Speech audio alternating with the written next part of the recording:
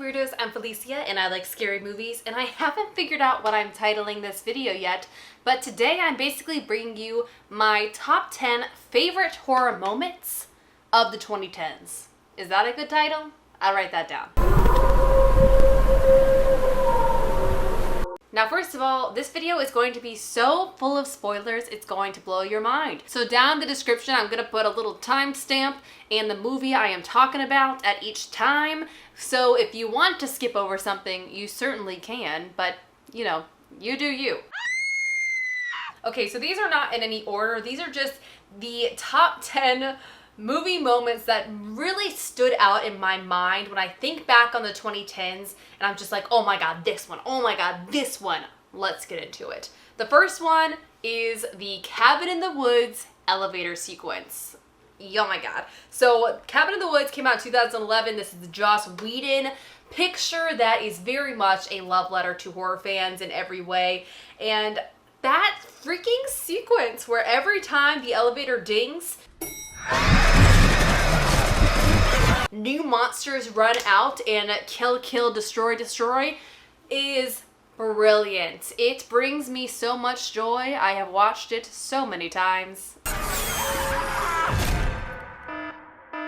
Ugh, so good. Okay, next up, the 2013 Fede Alvarez Evil Dead remake. Guys, I just watched this for the first time. How dare I have waited so long? This is one of my favorite remakes I have ever seen in my life. I'm probably gonna do another one of those original versus remake videos just so I can talk about this Evil Dead remake a little bit more. But my favorite sequence is the final fight between Mia and the demon that also looks like Mia in the blood rain. It's raining blood, and I love it. There should be more blood rain in all movies. I only watched it a couple of weeks ago, but that image just stays in my mind. It's just good. Go back to hell, bitch. Next up, we have Hereditary, 2018 feature debut of Ari Aster. And my favorite scene, and by favorite I mean most horrifying, is not what you might think. It is not what has been commonly referred to as that scene.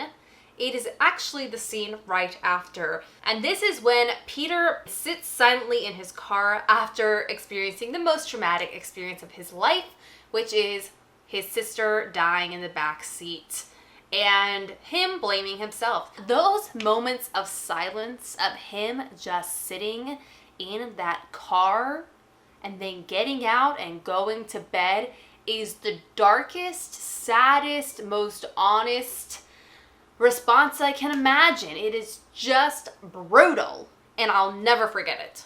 Okay, next up, we have The Taking of Deborah Logan, another recent watch for me, 2014 by Adam Robitel, and this is a possession found footage film. The whole thing is actually pretty scary, but in like the big climax, Deborah Logan, there's a lot of snakes in this movie, and she releases her jaw open like a snake.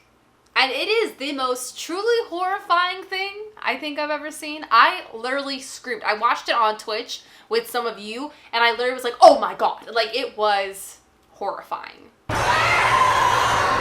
Okay, next up we have It Follows from 2014, the David Robert Mitchell movie. And the opening sequence, I will say, is one of my favorite of all time. I might do another video at some point of my favorite horror movie opening sequences because there are some freaking good ones. But in this one, I'm going to talk about the moment in which all of the exposition is revealed, which I think is typically not the moment we like, right? But after Bailey has sex with her date for the first time and he explains to her that she is now going to be followed, this is the moment after he drugs her and straps her to a wheelchair. And those first moments of terror when the naked woman is walking towards her, oh my god. So scary. Also, I just want to say, the first time I watched It Follows, I did not enjoy it. And then the second time I watched it, I thought it was brilliant. So, I don't know if anyone else is going to have that experience. But if you didn't like It Follows, I would just say give it another try. Next up, we have Us, which was Jordan Peele's follow-up feature. And I actually have two for this one. Sorry. The first is Ophelia Call the Police, which is after Elizabeth Moss's character and family have been destroyed by their tethered others, and she is lying on the ground fighting for her life and tells Ophelia, aka Alexa, little speaker, to call the police, and instead Ophelia plays Fuck the Police. It is so freaking funny. I just can't get over that sequence. It's so good.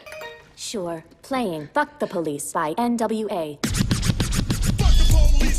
And the second one is that first home invasion, there's a family in our driveway sequence where we have the family all holding hands in the driveway, just staring, standing perfectly still. And the Wilsons are all just in their house, terrified. And we have this moment where the dad goes out and he's got a baseball bat and he's trying to protect his house.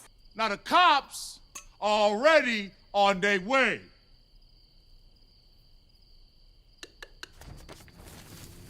Hey! And then with one quick movement, the tethered family breaks apart. Some roll away, some walk away, and they start slowly coming towards the house. And it is just so horrifying, this moment where you realize that the person coming to murder you is you. And it's just like, what? It's so creepy. Okay, next up we have The Conjuring 2013. This is James Wan's film that then, created an entire huge franchise.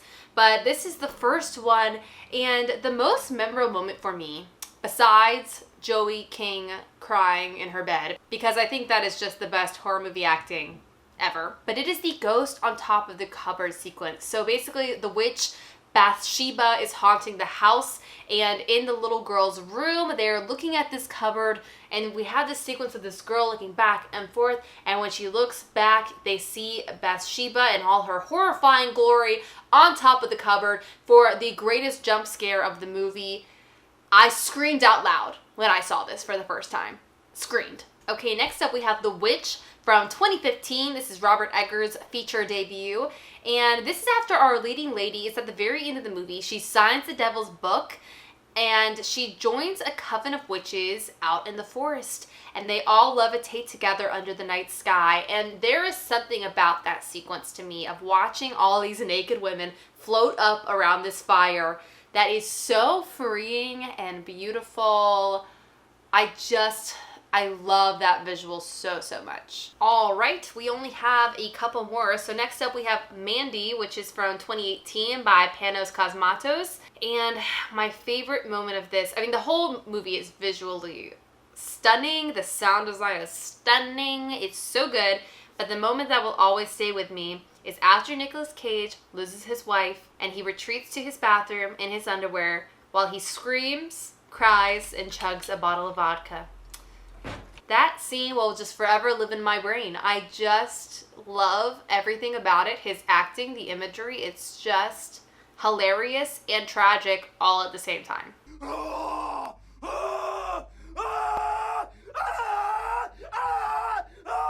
And last but certainly not least, we have the Suspiria remake from 2018 by Luca Guadagnino. This is, of course, a remake of the 77 Argento film. And I want to talk about the most brutal dance sequence, which is when Susie ends up killing Olga through dancing her to death, basically. We have Susie dancing in one room and Olga being thrown around, contorted around, twisted into every which shape a body should not go because of this dancing through some sort of witchy magic.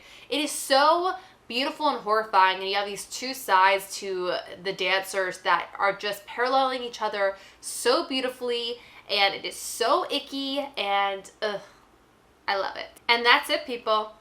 Top 10 favorite moments of the 2000, I'll figure out a title later, but those are my top 10. They're not in any particular order, but if you have others, please let me know down in the comments.